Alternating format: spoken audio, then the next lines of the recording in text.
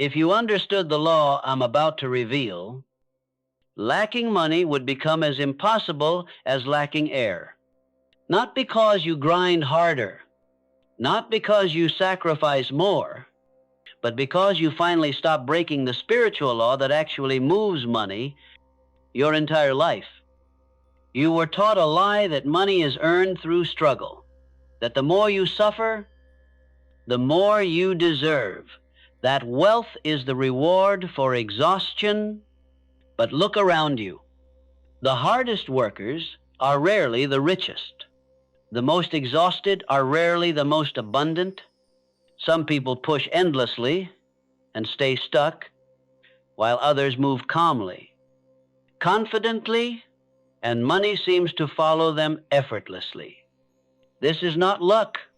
This is law. Over a century ago, Wallace D. Wattles wrote a sentence. The world misunderstood. You do not get rich by doing certain things, but by doing things in a certain way. Most people focus on doing. Almost no one understands the certain way. That way is alignment. Alignment with the invisible law that responds not to sweat, but to consciousness, faith, and gratitude.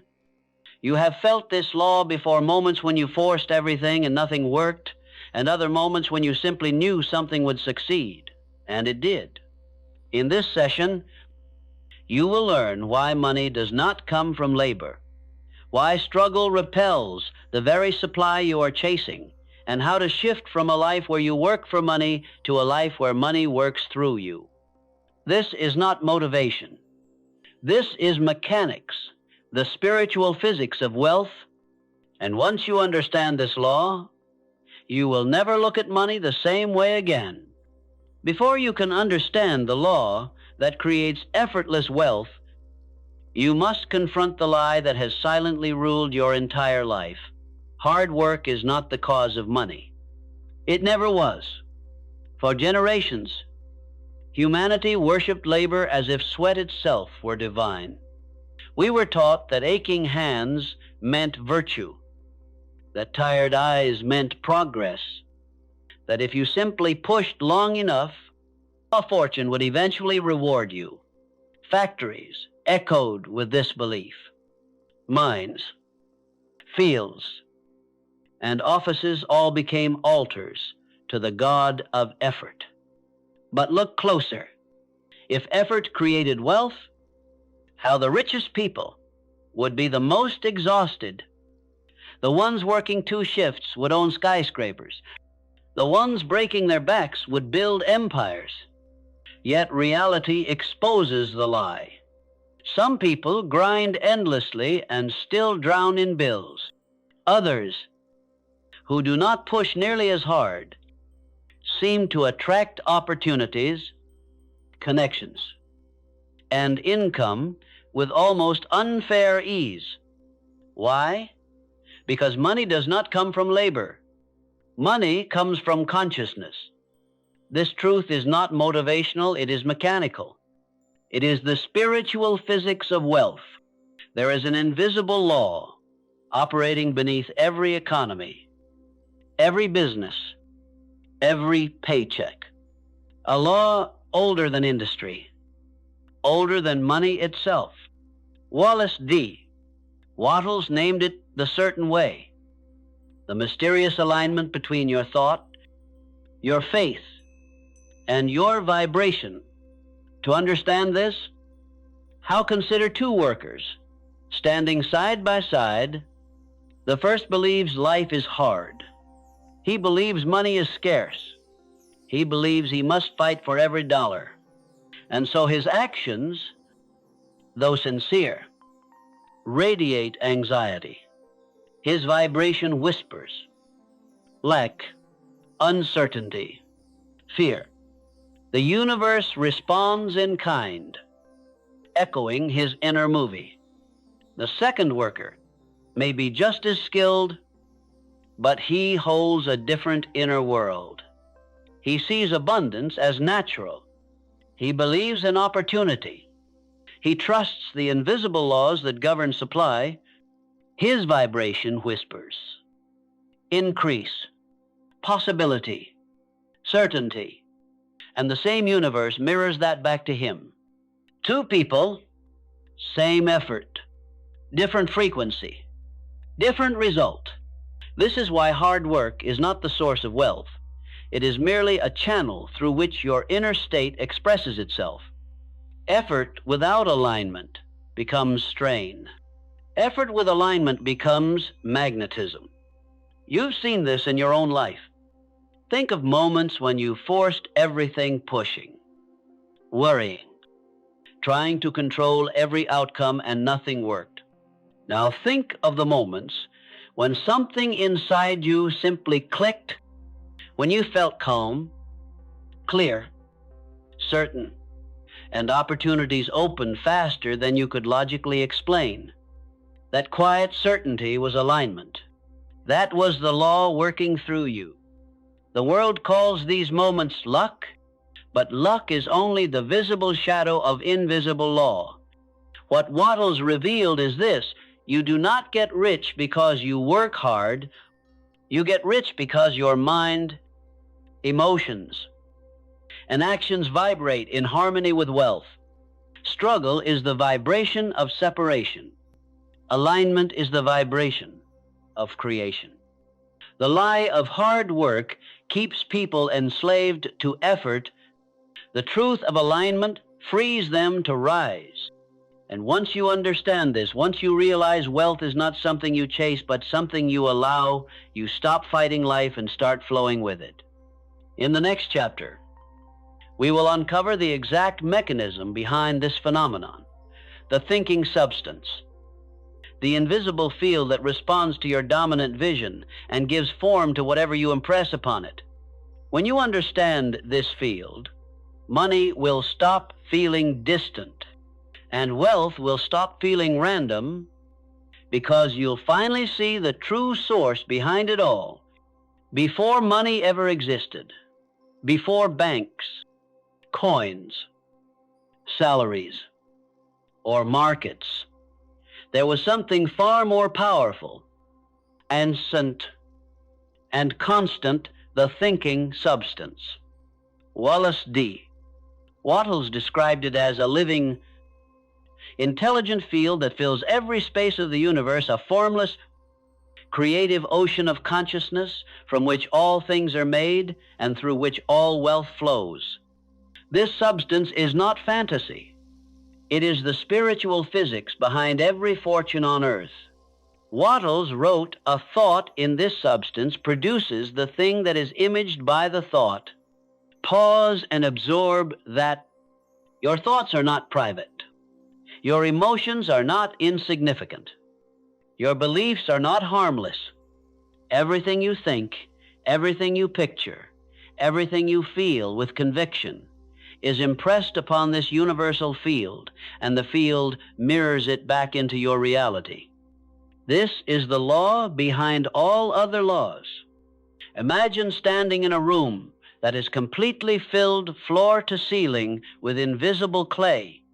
Whatever shape you hold in your mind, this clay quietly molds itself into form, not instantly, but faithfully, precisely, relentlessly. This is the thinking substance. Money, opportunities, relationships, ideas, circumstances, all of them flow from this infinite field in response to the images you impress upon it. But here is where humanity became lost. We stopped believing in the invisible and started worshiping the visible. We forgot the cause and became obsessed with the effect. We chase money, never realizing money is simply the shadow of the consciousness that created it. Think of your own life. There were moments when you held a clear inner picture, a knowing so strong it felt like certainty and reality began to rearrange itself around that picture. Doors opened, people appeared, ideas aligned. That was not coincidence. That was the thinking substance responding to your clarity, Now think of the opposite moments when your mind was scattered, fearful, uncertain. Your thoughts contradicted your desires. Your emotions vibrated worry. Nothing flowed. Everything felt stuck. That too was the thinking substance responding, because doubt is a picture, fear is a frequency, and uncertainty is still an instruction. The field does not judge, it does not interpret, it does not filter, it obeys, you impress, it expresses. This is why Wattles insisted that wealth is not the result of chance or competition, but the result of thinking in a certain way. The thinking substance is infinite, meaning there is no shortage of supply, no competition for resources, no fixed amount of opportunity. When you understand this, envious, scarcity collapses, fear dissolves. Because you realize the universe is not a marketplace, it is a mind place, a living, breathing, responsive intelligence that shapes itself to your dominant image and reflects your inner world as outer experience. You are not here to fight for money. You are here to co-create with the field that produces money. You are not a beggar of the universe. You are an instrument of it. Once you grasp this truth, everything about your relationship with wealth changes. Imagine standing in a room that is completely filled floor to ceiling with invisible clay. Whatever shape you hold in your mind, this clay quietly molds itself into form, not instantly, but faithfully, precisely, relentlessly. This is the thinking substance. Money, opportunities, relationships, ideas, circumstances, all of them flow from this infinite field in response to the images you impress upon it. It is summoned by vision, summoned by belief, summoned by the thinking substance that never fails to respond. There is a truth so simple, yet so brutally ignored, that it has chained millions to a life of endless struggle. You cannot receive wealth while vibrating in the frequency of fear. And struggle is nothing but fear in motion. Look back at your own life. Recall the seasons when you ran harder than ever, working late, grinding, forcing, pushing only to watch doors remain closed.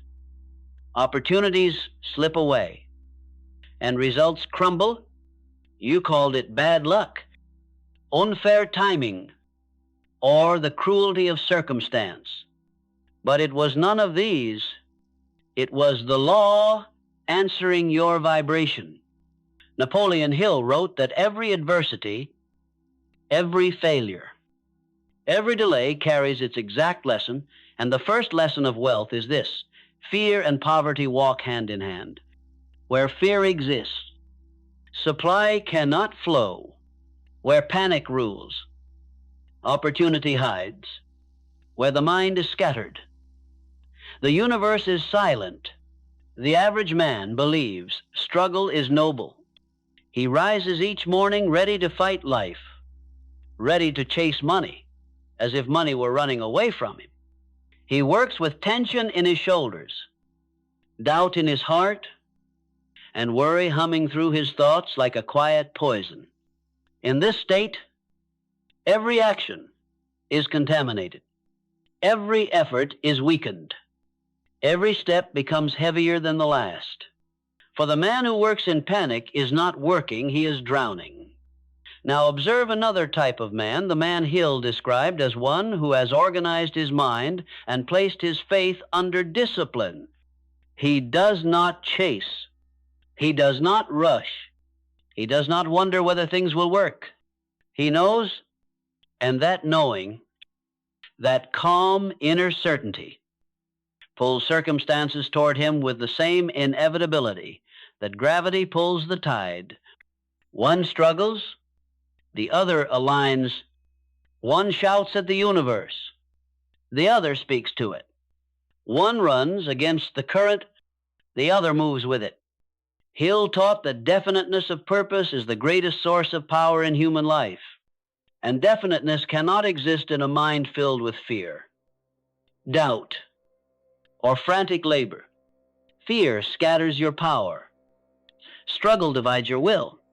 Only alignment, calm, organized, deliberate alignment concentrates the mind into a laser capable of bending circumstance. Think carefully about this. Struggle is not merely hard work. Struggle is resistance, and resistance broadcasts the message, I do not believe supply will come unless I force it. And the universe, obedingt ever, echoes back the same experience. Force, friction, delay, scarcity. You do not receive what you want. You receive what your state declares. A frantic mind declares lack. A calm mind declares abundance. A fearful heart says, I must fight for what I need. A confident heart says, what I need is already on its way. Struggle is the language of poverty.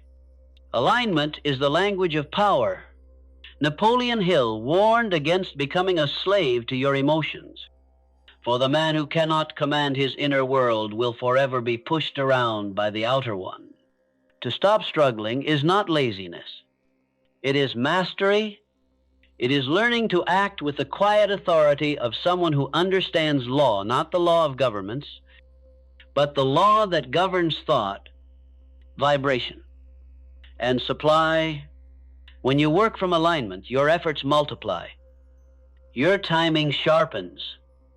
Your ideas strengthen, and opportunities appear with uncanny precision.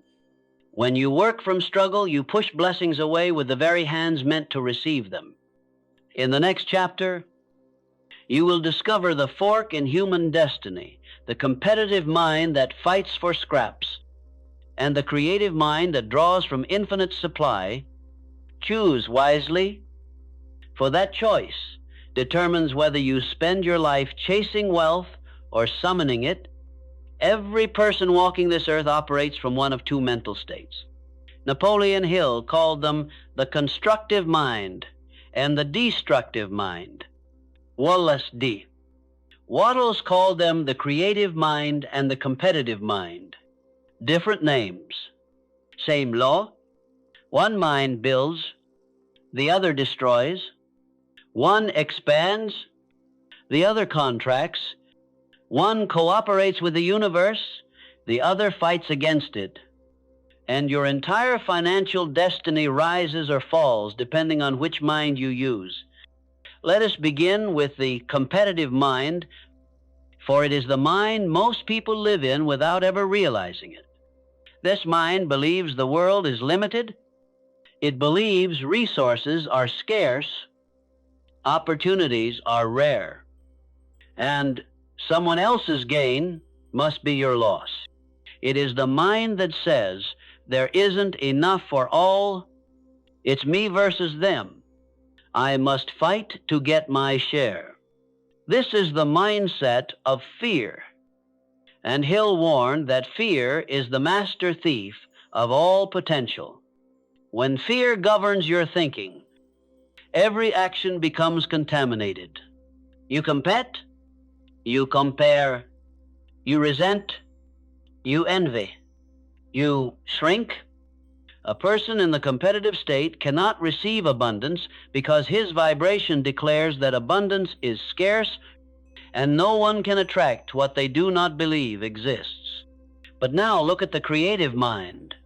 This mind does not take. It originates. It does not fight.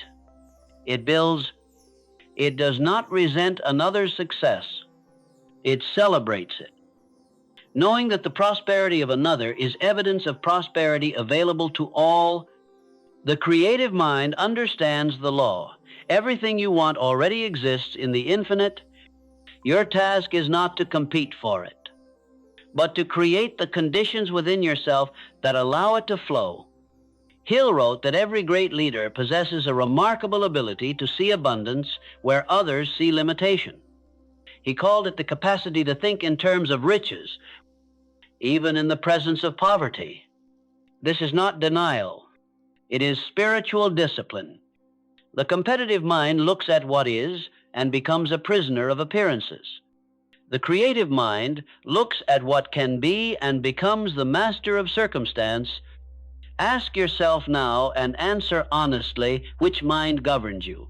Do you feel threatened when someone prospers? Do you fear being left behind? Do you feel a sting watching others get ahead? If so, you are hypnotized by scarcity and scarcity. Once internalized, mirrors itself in every area of life. But when you praise another's success, when you bless the wealth of others, when you see abundance everywhere you look, you shift into the creative field, and the universe, recognizing your vibration, begins to respond in kind.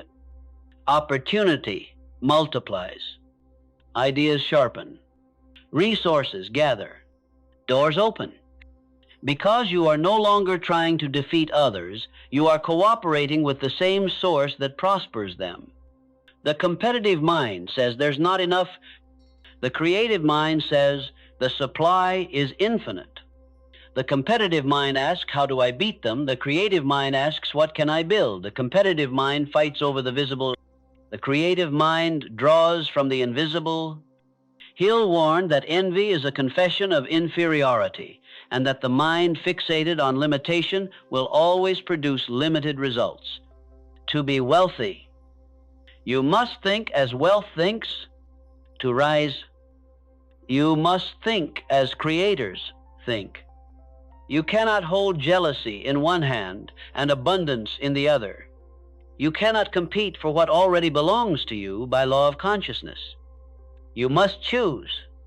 Remain in the competitive state, and you will remain in fear. Fear of loss, fear of lack, fear of being surpassed.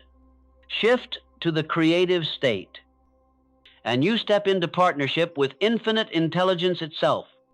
In the next chapter, you will learn the most potent tool in creation, a definite vision, the mental picture that commands reality and gives the thinking substance its blueprint, because without a clear vision, even the creative mind cannot create.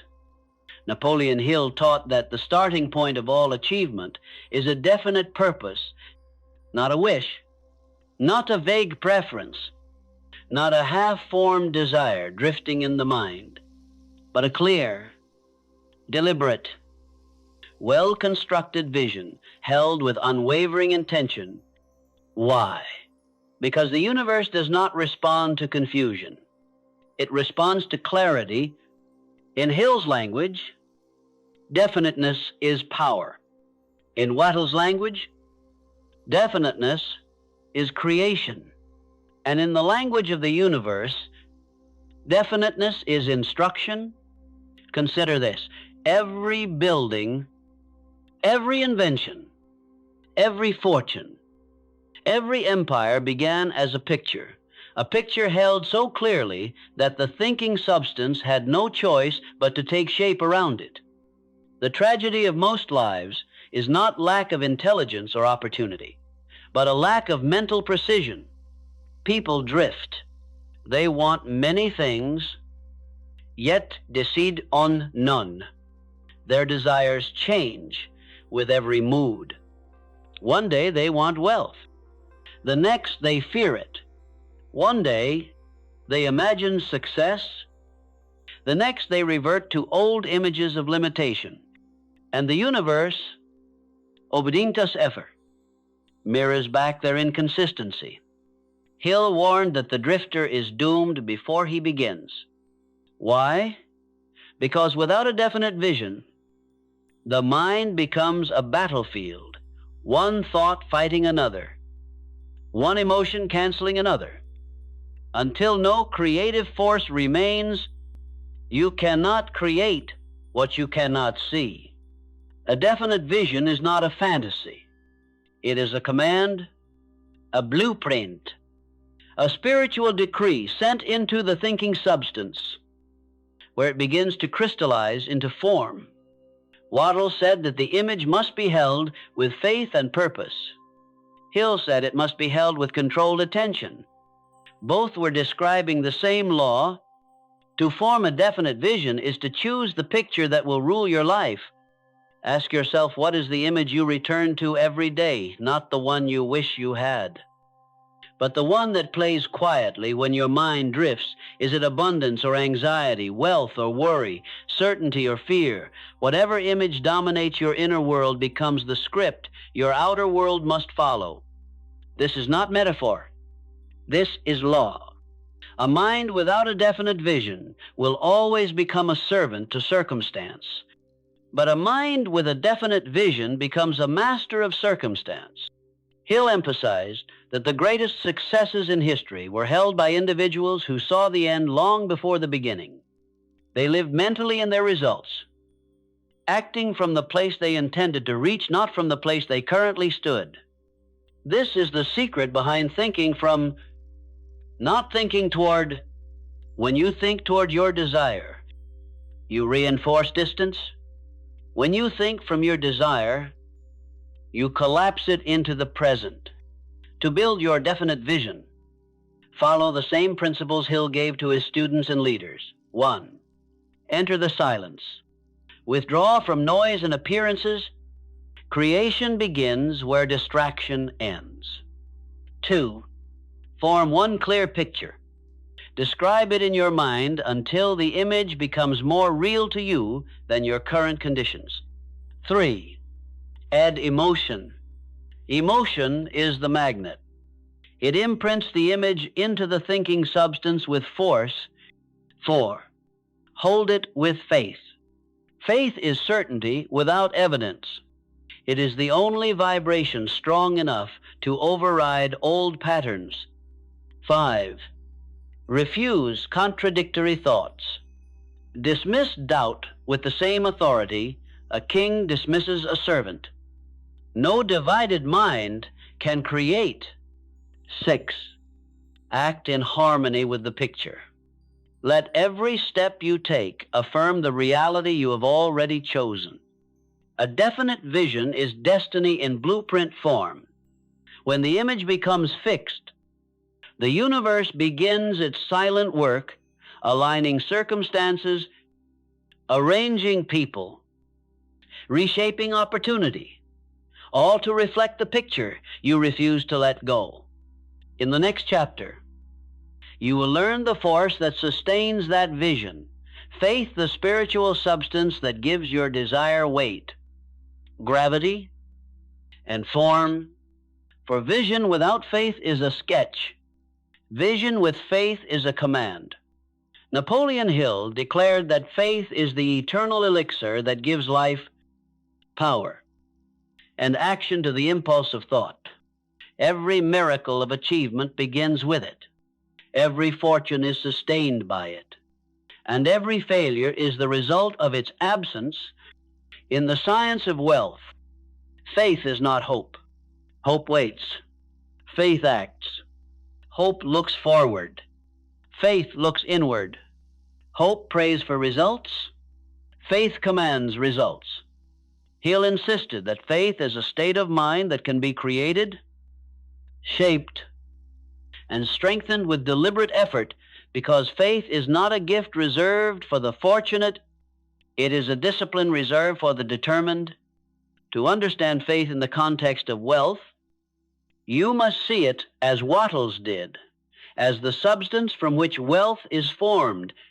Thought is the blueprint, vision is the architect, but faith is the building material, the invisible mass that pulls your desire out of the unseen and into the physical world. Without faith, even the clearest vision collapses. Imagine a seed placed in the soil. The seed contains the blueprint for a tree, but unless conditions of growth surround it, the blueprint remains dormant. Faith is the condition. Faith is the atmosphere. Faith is the spiritual environment in which your desire begins to germinate. Hill wrote that the subconscious mind transforms thought into reality only when the thought is saturated with belief. Belief is the force that charges the thought with life. A weak thought produces a weak result. A confident thought produces an inevitable one. Look at your own experience. There were moments when you knew not hoped, not wished, but knew something good was coming. Your tone changed. Your posture changed. Your vibration changed.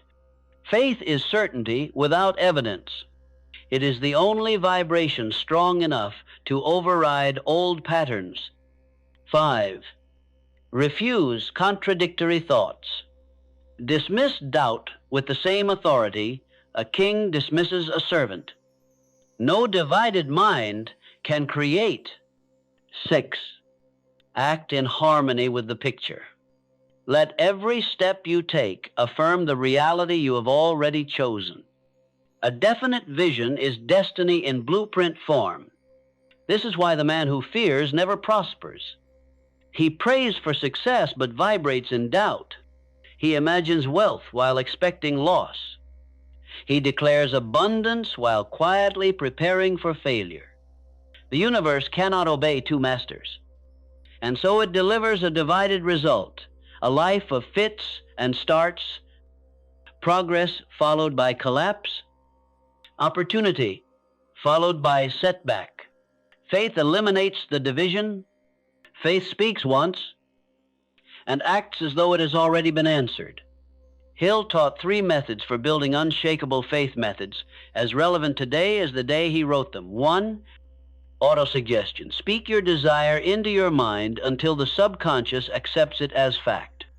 The subconscious does not argue. It obeys repetition. 2. Emotionalization. Attach feeling to your vision. Emotion is the voltage that powers the thought. A cold desire has no magnetism. 3. Practice of certainty. Act as the person who already possesses what you seek. Identity precedes reality. When you walk as the wealthy walk, the universe responds accordingly. Faith is not blind. It is disciplined, and the greatest discipline is refusing to allow appearances to contradict your inner knowing. Appearances are temporary. Faith is eternal. Every time you choose faith over fear, you shift your vibration toward abundance. Every time you affirm the vision instead of the circumstance, you strengthen your link to infinite intelligence. Hill wrote that the subconscious mind transforms thought into reality only when the thought is saturated with belief. Belief is the force that charges the thought with life. A weak thought produces a weak result. A confident thought produces an inevitable one. Look at your own experience. There were moments when you knew not hoped, not wished, but knew something good was coming. Your tone changed. Your posture changed. Your vibration changed. It is a vibration, a frequency that aligns your mind with the very source of wealth. If faith is the substance of your desire, then gratitude is the stabilizer. It locks your vibration into the state of abundance and prevents your old patterns of fear from pulling you backward. Wattles called gratitude the great harmonizer, the mental attitude that keeps you connected to the infinite supply. Hill explained the same principle in his own language. You can be rich only by forming the habit of thinking in terms of riches. Gratitude is the habit that makes this possible. Most people misunderstand gratitude. They treat it as a reaction, a feeling reserved for when something good happens. But metaphysically, gratitude is not a reaction. It is a cause. You do not feel grateful because abundance appears. Abundance appears because you feel grateful. When you express gratitude, you send a signal to infinite intelligence. I recognize the supply that surrounds me. I expect more. I am prepared to receive. Gratitude is the spiritual handshake between your mind and the universe. Think of two tuning forks. Strike the first one, and the second vibrates in harmony. That is what gratitude does. It strikes the note of abundance, and the universe vibrates back with equivalent form. Hill taught that the greatest weakness of the average person is their tendency to focus on what is missing. They think of debt. They think of delay. They think of obstacles. And because the subconscious mind accepts whatever is repeated with emotion, they end up attracting more of the same. Gratitude reverses that condition instantly. It directs the mind toward what is working, what is possible, what is already present. In this state, fear loses its grip. A grateful mind cannot simultaneously broadcast lack.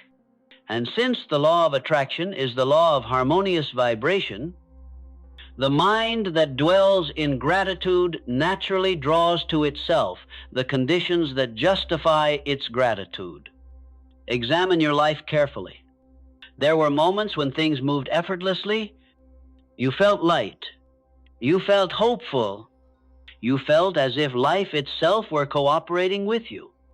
And in those periods, you were unconsciously grateful.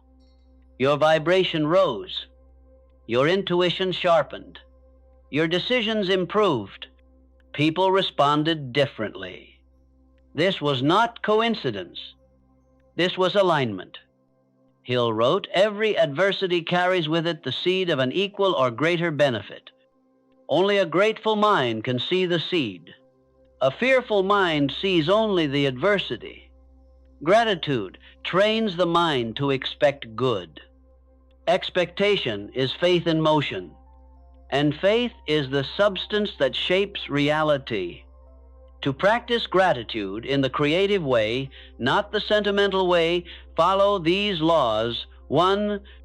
Begin each day with a declaration, not a wish, not a prayer of desperation, but a statement of partnership with the infinite.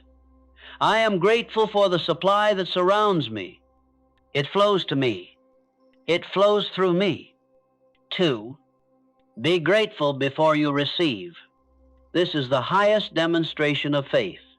When you thank the universe for what is still invisible, you accelerate its appearance. 3.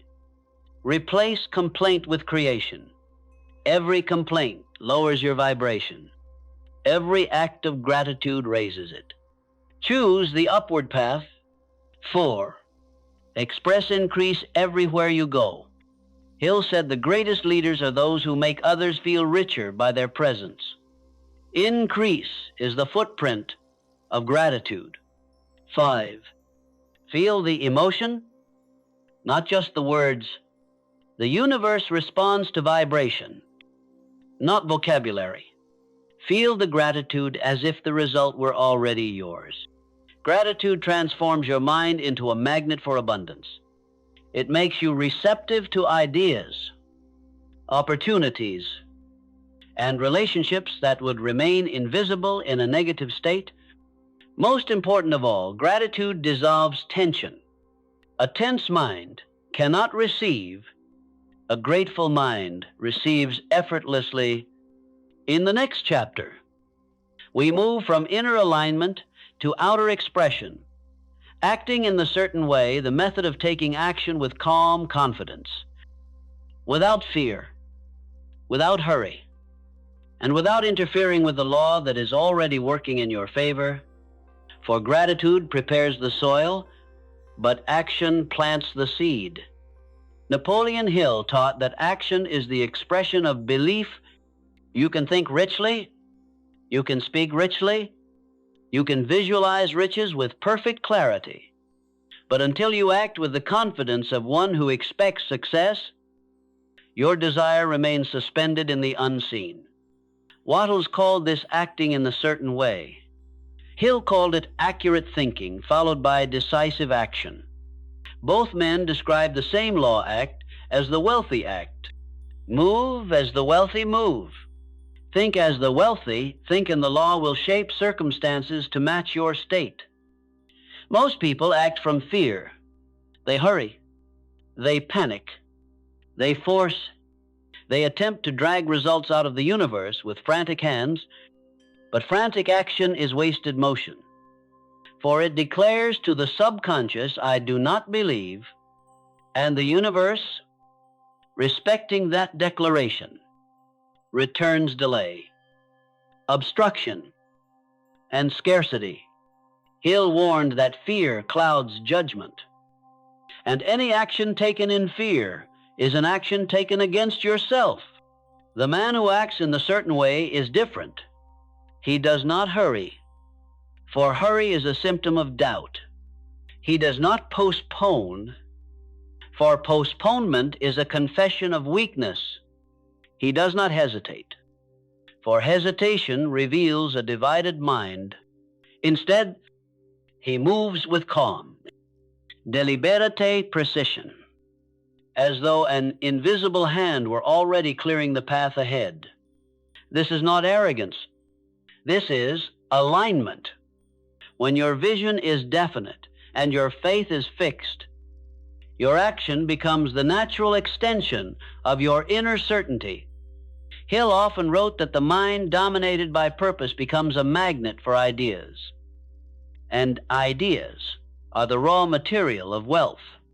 But ideas have no value until expressed through action backed by belief. Consider this.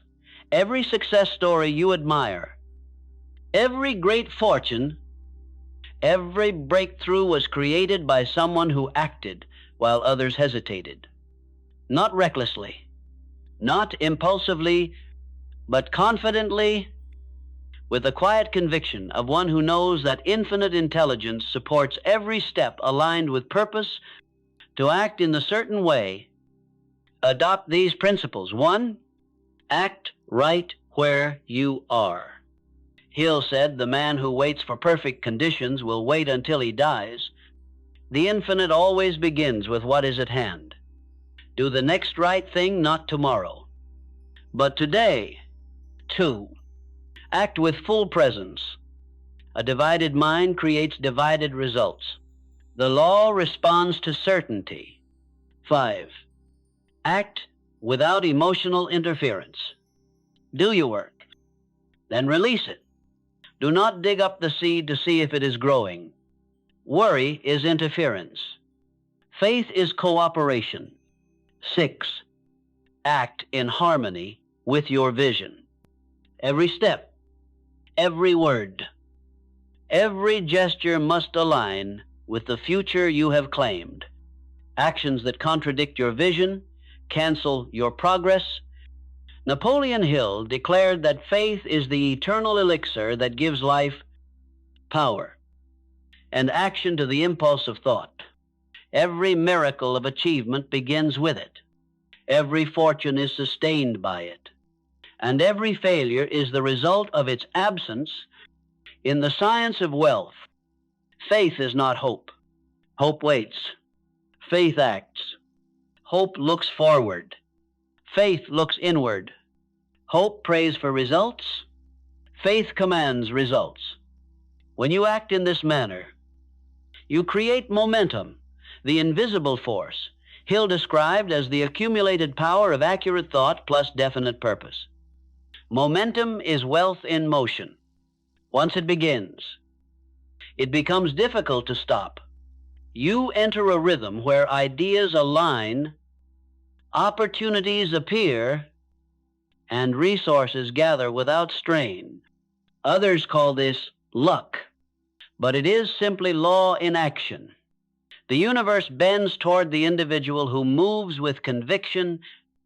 In the next chapter, you will learn what happens when all elements of creation, vision, faith, gratitude, and decisive action merge into one harmonious flow. This is the stage where wealth stops being something you chase and becomes something that moves toward you. There comes a moment in every creator's evolution when the struggle ceases, not because life has become easier, but because you have begun working with the law instead of against it. Napoleon Hill described this turning point as the transition from forcing life to directing life. Wattles called it living in the certain way, where supply flows not through effort, but through alignment. This is the state where wealth begins to move toward you with a rhythm so natural that others mistake it for luck. But nothing about this flow is accidental.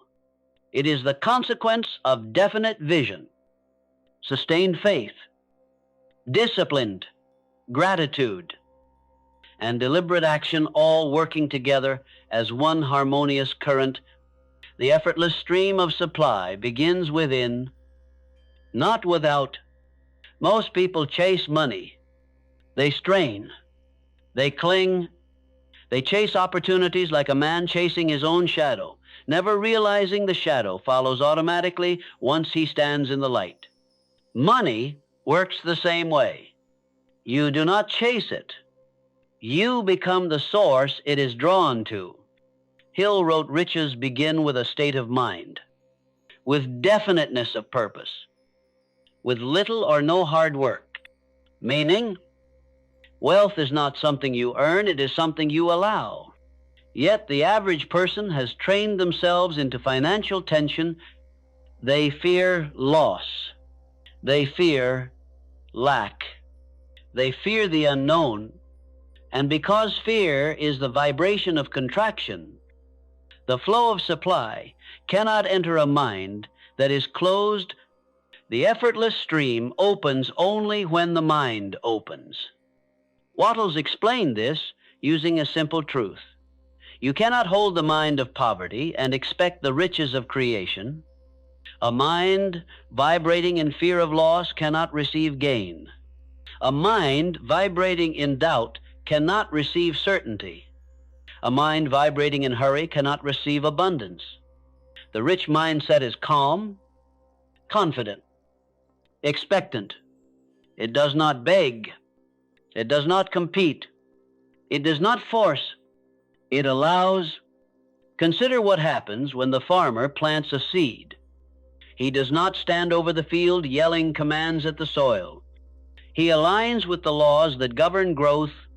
He prepares the ground. He plants the seed. He waters in faith. He waits in gratitude.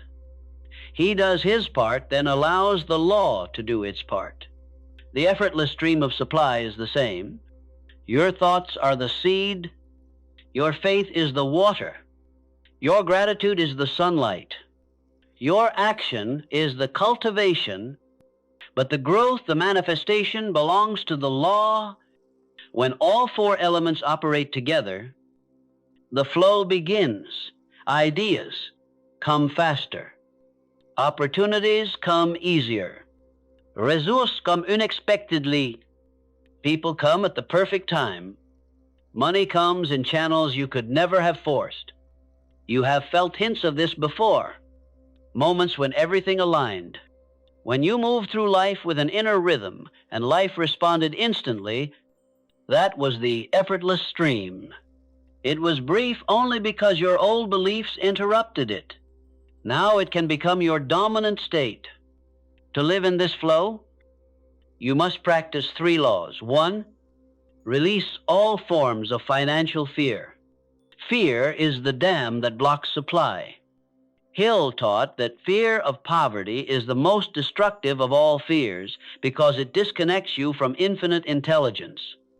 You cannot attract what you fear. Is 2, circulate money with consciousness. Money must move. When you give with faith, you expand the channel. When you hoard with fear, you constrict it. Circulation is spiritual breathing. Inhale and exhale with confidence. 3, stand in the vibration of increase. Everything you touch must grow. Everything you say must uplift. Everything you think must expand. Increase is the signature of alignment. Where increase exists, supply flows. When you live this way, you become a magnet, not for money alone, but for ideas, relationships, insights, circumstances, and timing that multiply your wealth effortlessly. You stop trying to predict the how, because you finally understand that the how belongs to the law, not to you. Your task is alignment. The law's task is delivery, and the law never fails. In the next chapter, the final culmination of all teachings, you will discover the true nature of wealth, the consciousness from which all riches spring, the state where you no longer pursue abundance, because you have become abundance itself. There is a truth so profound, so quietly powerful, that the moment you understand it, your entire relationship with money changes forever.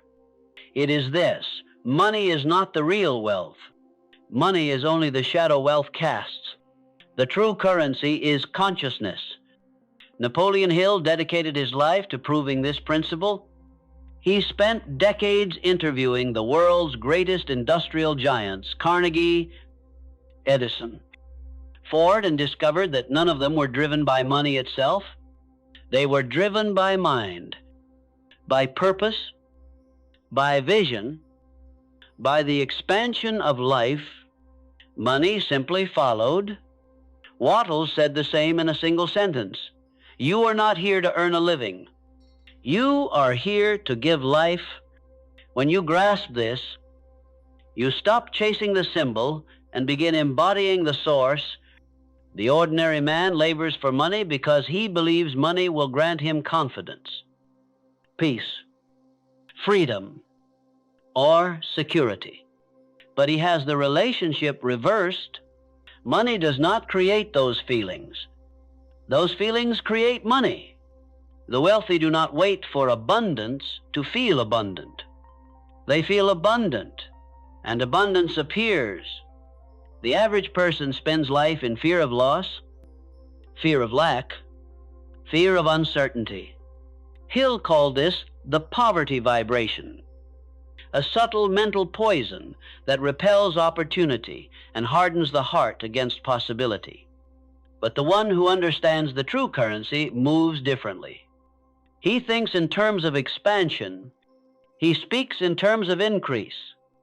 He acts as one who carries infinite supply within himself. And because he moves like the source, the world treats him like the source. This is why the richest lives on earth are lived by people who see wealth not as a possession, but as a state of being. Consider every great figure of prosperity in history. Before the empire, there was the vision. Before the fortune, there was the certainty. Before the external riches, there was the internal awareness. I am connected to the infinite. What I seek already exists within me. This is the consciousness Hill called the master mind. Not a group, but a state of union with infinite intelligence. Money is simply one of the ways infinite intelligence expresses through you. But it is not the purpose. It is not the goal. It is not the power. It is the echo of power.